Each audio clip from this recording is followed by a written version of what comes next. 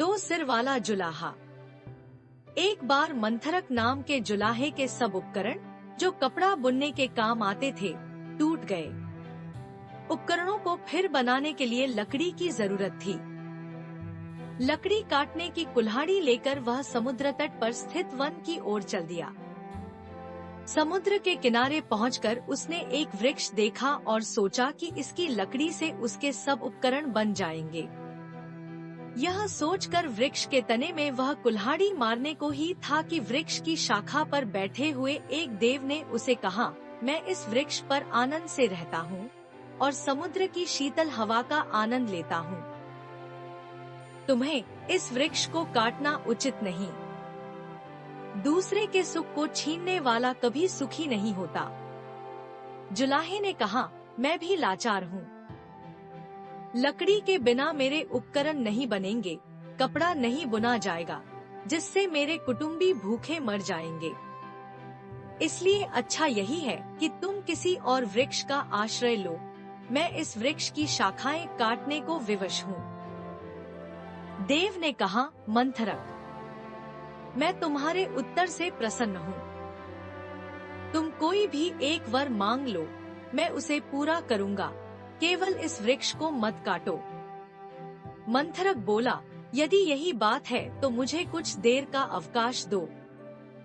मैं अभी घर जाकर अपनी पत्नी से और मित्र से सलाह करके तुमसे वर मांगूंगा।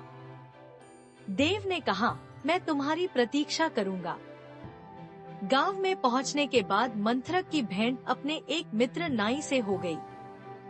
उसने उससे पूछा, मित्र, एक देव मुझे वरदान दे रहा है। मैं तुझसे पूछने आया हूँ कि कौन सा वरदान मांगा जाए। नाई ने कहा, यदि ऐसा ही है तो राज्य मांग ले। मैं तेरा मंत्री बन जाऊंगा, हम सुख से रहेंगे। तब मंथरक ने अपनी पत्नी से सलाह लेने के बाद वरदान का निश्चय करने की बात नाई से कही। नाई ने स्त्रियों के साथ ऐसी मंत्रणा करना नीति विरुद्ध बतलाया। उसने सम्मति दी कि स्त्रियां प्रायः स्वार्थपरायणा होती हैं। अपने सुख साधन के अतिरिक्त उन्हें कुछ भी सूझ नहीं सकता। अपने पुत्र को भी जब वह प्यार करती है तो भविष्य में उसके द्वारा सुख की कामनाओं से ही करती है। मंथरक ने फिर भी पत्नी से सलाह किए बिना कुछ भी न करने का विचार प्रकट किया। घर पहुंचकर वह पत्नी से बोला, आज मुझे एक देव मिला है।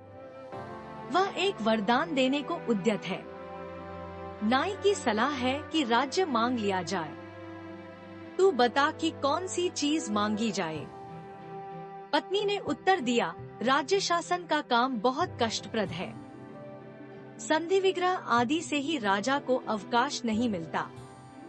राजमुकुट प्रायः कांटों का ताज होता है। ऐसे राज्य से क्या अभिप्राय जो सुख न दे। मंथरक ने कहा, प्रिय, तुम्हारी बात सच है। राजा राम को और राजा नल को भी राज्य प्राप्ति के बाद कोई सुख नहीं मिला था। हमें भी कैसे मिल सकता है?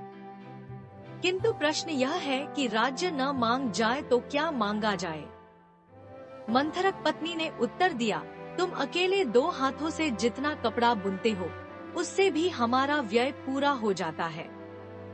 यदि तुम्हारे हाथ 2 की जगह 4 हो और सिर भी 1 की जगह 2 हो तो कितना अच्छा हो।